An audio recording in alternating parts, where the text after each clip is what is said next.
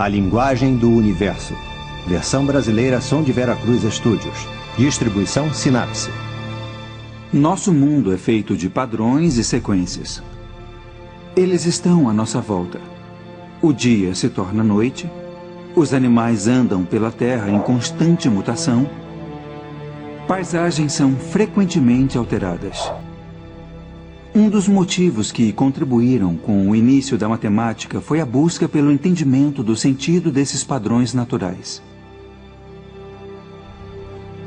Os conceitos mais básicos da matemática, espaço e número, estão arraigados em nosso cérebro. Até os animais têm um sentido de distância e quantidade. Percebem quando seu bando está desfalcado, quando devem lutar ou voar, e calculam se sua presa está numa distância acessível. Entender matemática é a diferença entre vida e morte. Mas foi o homem que pegou esses conceitos básicos e começou a construir essas bases. Em algum ponto, os humanos começaram a localizar padrões e fazer conexões para contar e ordenar o mundo em torno deles. E com isso, um novo universo matemático começou a surgir.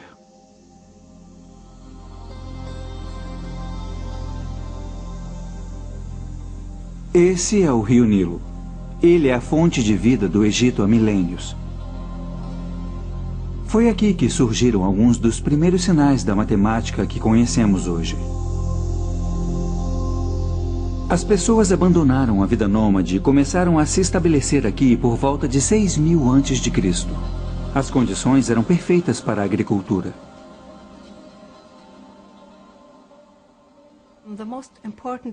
O evento mais importante na agricultura egípcia a cada ano era a cheia do Nilo. Então ela foi usada como marcação do início de cada ano.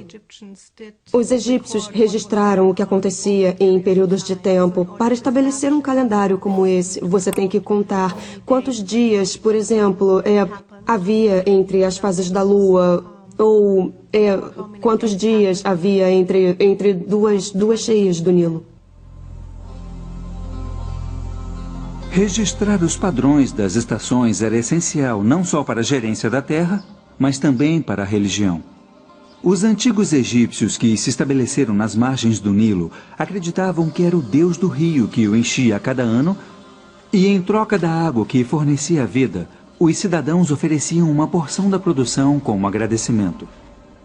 Quando os assentamentos ficaram maiores, se tornou necessário encontrar maneiras de administrá-los. Era preciso calcular porções de terra, fazer previsão das colheitas e cobrar impostos. Resumindo, as pessoas precisavam contar e medir. Os egípcios usavam seus corpos para medir o mundo. E foi assim que as unidades de medidas evoluíram. Um palmo era a largura de uma mão. Um cúbito, a distância entre o cotovelo e as pontas dos dedos.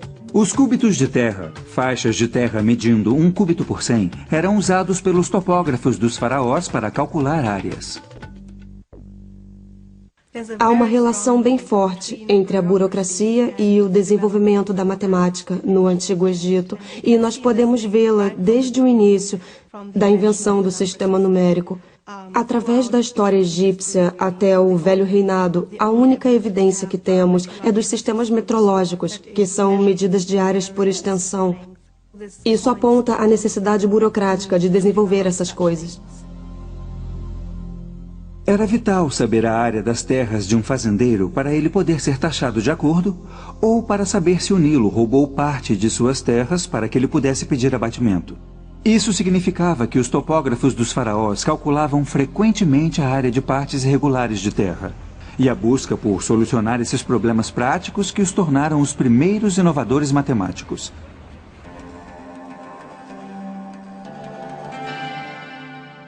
Os egípcios precisavam de uma maneira de registrar os resultados de seus cálculos.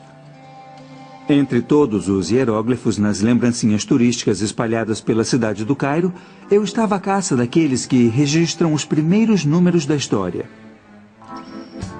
Eles são difíceis de serem encontrados. Mas, enfim, encontrei.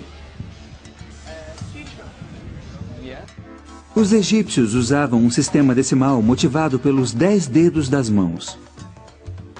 O sinal de 1 era um risco. 10 era um osso de calcanhar, 100 um rolo de corda e 1000 eram plantas de lótus. Quanto é essa camiseta? Ela custa 25 libras. 25? É. Então são 2 ossos de calcanhar e 5 riscos. Isso. Então não vai me cobrar nada disso aqui. 1 milhão aqui. 1 milhão? Meu Deus! Não, Esse é 1 milhão? 1 milhão é muita coisa. Os hieróglifos são bonitos, mas o sistema numérico egípcio era fundamentalmente simples. Eles não tinham o conceito de uma notação posicional. Então, um risco só podia representar uma unidade, não 100 ou 1000. Apesar de escrever 1 milhão com apenas um desenho e não os 7 que usamos, se você quisesse escrever 1 milhão menos 1, o pobre escriba egípcio teria que escrever 9 riscos, 9 ossos de calcanhar, 9 rolos de corda e assim por diante, num total de 54 desenhos. Apesar do inconveniente desse sistema numérico, os egípcios eram brilhantes solucionadores de problemas. Sabemos disso por causa dos poucos registros que sobreviveram. Os escribas egípcios usavam folhas de papiro para registrar suas descobertas matemáticas. Esse delicado material feito de talos de plantas foi destruído com o tempo e muitos segredos pereceram com ele. Mas há um documento revelador que sobreviveu. O papiro matemático de Hind é o documento mais importante que temos hoje da matemática egípcia. Temos uma boa ideia de que tipos de problemas os egípcios tinham que enfrentar em sua matemática. Também temos uma demonstração explícita de como as multiplicações e divisões eram feitas. O papiro mostra como multiplicar 2 números grandes. Mas, para ilustrar o método, vamos pegar 2 números menores. Vamos usar 3 vezes 6. O escriba pegava o primeiro número, 3, e colocava numa coluna. Na segunda coluna, ele colocava o número 1. E depois dobrava os números em cada coluna, então 3 se tornava 6. E 6 se tornava 12. E depois, na segunda coluna, 1 se tornava 2. E 2 se tornava 4. Aqui está a parte interessante. O escriba quer multiplicar 3 por 6. Então pega os grupos na segunda coluna, que somam 6. São 2 mais 4. Depois ele volta à primeira coluna e pega as fileiras correspondentes ao 2 e ao 4. Então são 6 e 12. Ele soma os 2 para ter a resposta 18. Mas o mais impressionante para mim nesse método é que o escriba escreve efetivamente o segundo número em 6 binários. É um lote de 4, um lote de 2 e nenhuma unidade, que é 1, 1, 0. Os egípcios entenderam o poder dos binários mais de 3.000 anos antes do matemático e filósofo Leibniz revelar o seu potencial.